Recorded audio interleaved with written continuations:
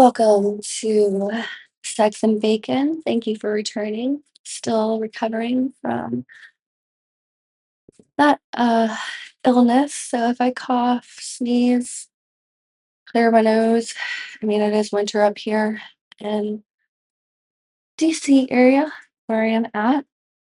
Um, Today's episode, I would like to start with chatting about the dark side of spirituality and tantra. Um, I think it's really, really important, and it is definitely connected to why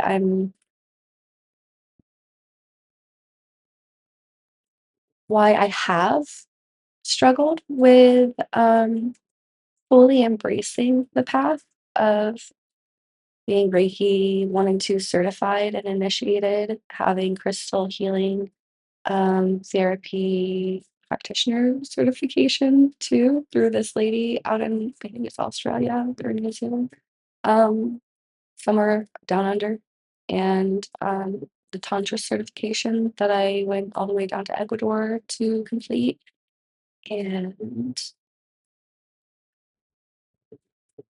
just trying to think about what else.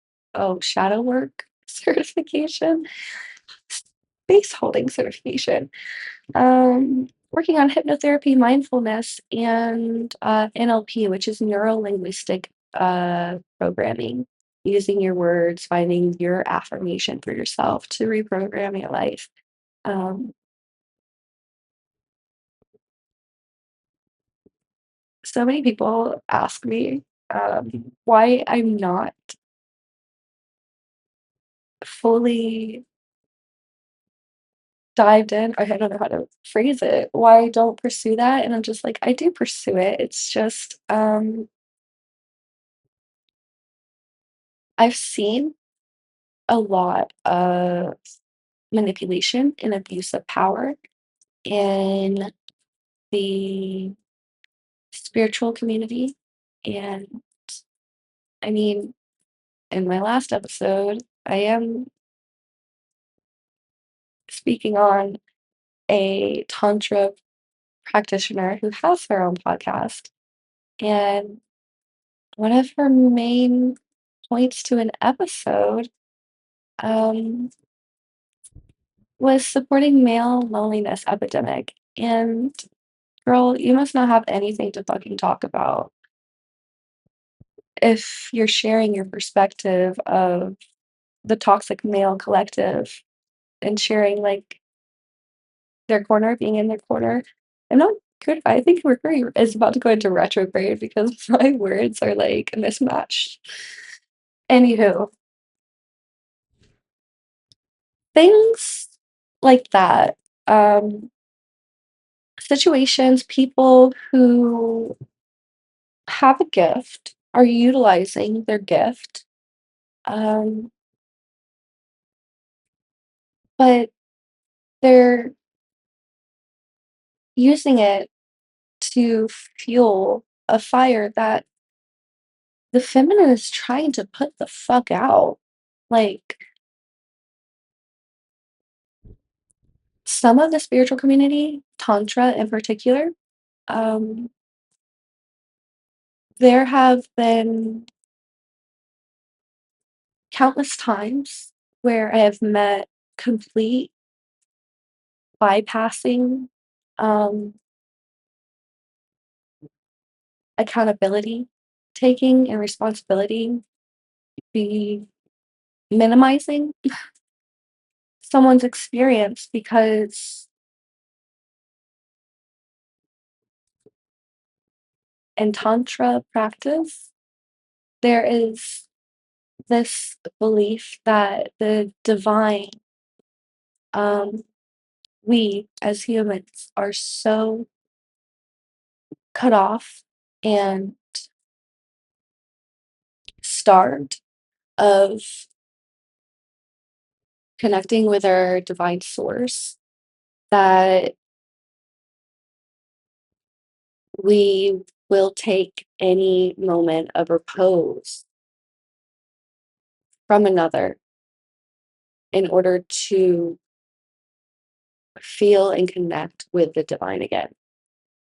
And this was spoken to me by a woman that I was attending a tantra workshop. I think she was attending a writing workshop actually, and had the audacity to tell me about this, which happy she did because a lot of people are um, utilizing this wisdom, um, and it completely ignores, overlooks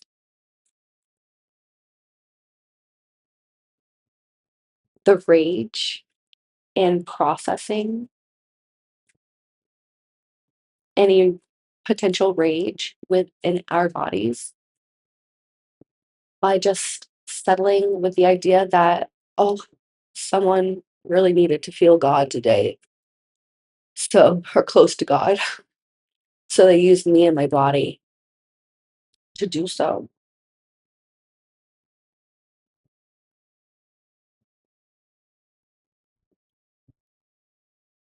Going back to the gift that people are abusing by using in very manipulative ways.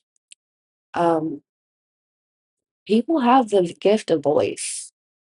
That's why you should be very, very cautious whenever it comes to meditation, hypnotherapy, who you allow in, who you listen to, because their voice, everyone's voice, is connected to a different frequency.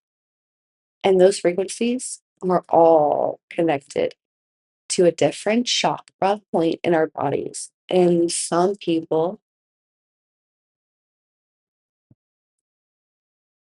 who are tapped into this gift, they may not fully know what they're doing or how they're doing it. And I'm explaining it now, but they can manipulate those chakras and everything from how your heart feels to turning you on to what you believe, how you can express yourself, um, and what they have not healed or cleared and are sharing as truth, especially in meditation and especially in hypnotherapy. As long as they have your trust, they have power whenever it comes to hypnotherapy and meditation. And sometimes the trust is not lost until so much has been fucked up in your own life because you're connecting with this energy and force that doesn't care if you heal. It just wants a piece of your neuroplasticity, the neural pathways. It wants just to have one little foot in the door because as soon as it has its foot there, the rewiring just begins. And sometimes, from personal experience, it can take years to undo that and unsee or unwitness or to regain a clearer perspective, which some people may say, I mean, it's all part of the journey and healing. But if I can save some people from that bullshit, here I am. Proceed with caution whenever someone is working with rewiring your brain and giving them access to your influential energy because you're seeking answers.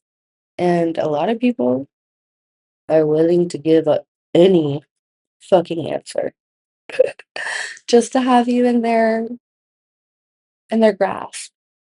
And that leads me to start talking about the dynamics in which healers will try to um, feed and play on your childhood wounds because something with healing communities, I mean, they're like therapists. they have the same access to all of your trauma. You tell them everything. You're here to be healed, right? Well, some people who are tapped into these gifts leave this illusion. Um, and I can name names. This all happened in LA too. And these two people, the podcast girl and the couple that tried to heal, um, or I went to for energy clearing, somatic psychotherapy, rewiring um, session. And thank God I pushed away the way it did. Mommy and daddy's attention, a family, uh, a tribe. Don't fall for all that bullshit, by the way. I mean, I believe in tribes and having like divine circles and connections, but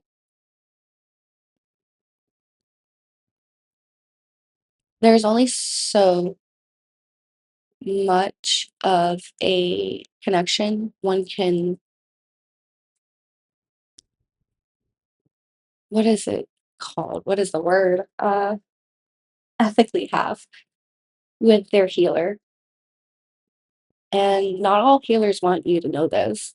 Some live and thrive off of your full belief and naivety. And these individuals, groups, gurus, whatever you want to call them, these are the ones who represent the culthood within all of spiritualism or motivational speakers, uh, healing retreats, and practitioners. And the last place you'll find me is conversing with most of them, at least nowadays. And that wound,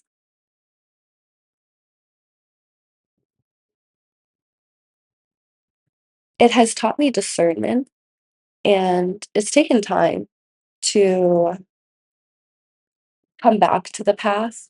Even though I have practiced it, I have been practicing, and I am showing up in my tantra practice, but you won't necessarily find me only talking about the spiritual realms. In fact, I talk way more about the sex industry and have had more authentic experiences in the sex industry while practicing, bringing my tantric practice into my companion work. And I have at these retreats, even the school, um, and definitely in LA where it's oversaturated. And I mean, you've been to a festival too. That was pretty cool down in Florida. I loved the Soli Luna. It's actually coming up in April, I believe, either March or April. But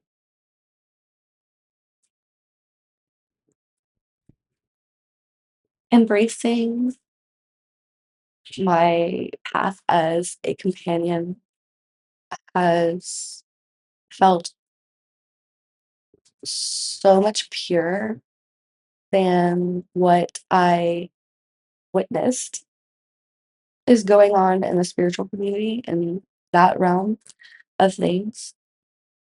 And this message is to share the dark side of the manipulation, the fact that if you're going to truly, truly heal your wounds,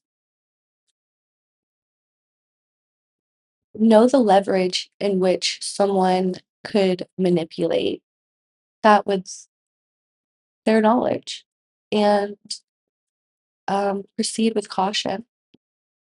especially whenever it comes to Tantra certified podcasters trying to make the feminine feel bad about being in her power and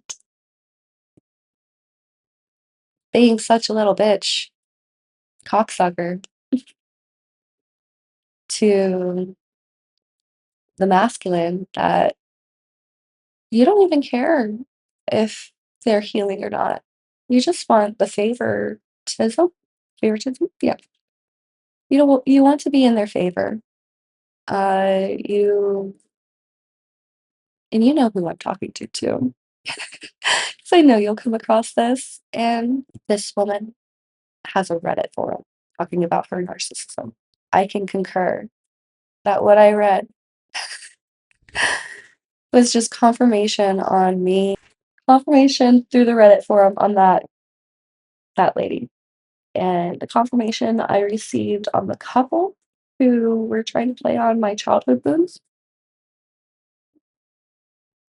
Well, a client years back came to me for tantra massage and session, and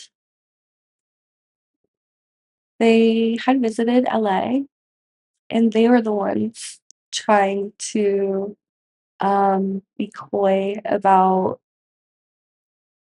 because I had mentioned there are people who want to like play on and manipulate your childhood wounds, and he was like, "That sounds like a couple out in LA," and I was like, "No way." And he, I was like, who were they called, or what did they go by? And he said the names, and I was like, I burst out laughing because it's like I was like, I knew I would not be the only one, and I'm so happy that I did not go out and, like, put them on blast before the universe sent me someone with a similar experience without even knowing that I had already, like, dealt with these people. I was almost their doula, and that was another path. I did do, this whole doula certification workshop, but, I did not complete the 4 births in the 5-year timeline that they give birth doulas to complete. So, and plus, I didn't really have much motivation after the first 2, including that couple, had a miscarriage. For the first 2 clients and pregnancies that I came across, and I was like, or came to me, and I decided then and there that that path was just not for me. I'd rather endure trauma a different way because the path that I chose is not trauma free. Neither is Tantra. Nothing is. Absolutely nothing is ever going to be easy. Everything is going to have its hard times, its downfalls, its pros and cons. And well, there are a lot of cons. Con artist, manipulative, trying to be cult leaders. Um, out there. And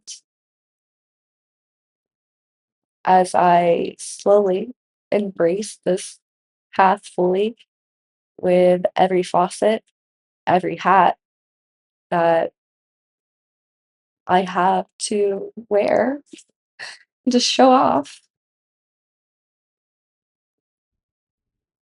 I appreciate your patience and your holding space and listening as you witness someone embrace a very potentially dark space of power. And knowing that those people will always be there. It may have crippled me for a really long time, but and if you are in the same boat, I have come to realize that the more of them there are and the less there are of us, as in those who are wishing to actually do good with their gifts, and in this community, that you're needed. I can't stress that enough. If you are holding back because of something like me, like why I held back, um, we all have to like snap out of it, because as long as any of us who are here for the greater good and can actually serve those looking to heal in non-pharmaceutical ways, then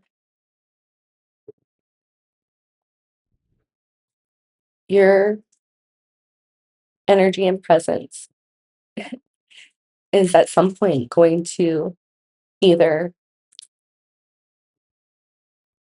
be needed after someone experiences those people, or to ensure that your presence attracts them to you over someone who is showing up. And because these people are the only ones showing up with ill intentions and putting their all into it, the ones who, mm, it's insane how much of a race that people have made it into, and being able to sit back and see it all play out. Don't allow the negative influences in a spiritual community to stop you from becoming and entering a beautiful transformational path. And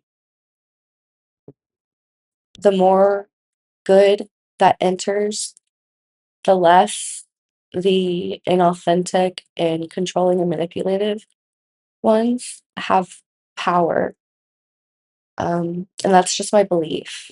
I have sat on the sidelines for years with that feeling of not wanting to ever be associated with that type of like person. And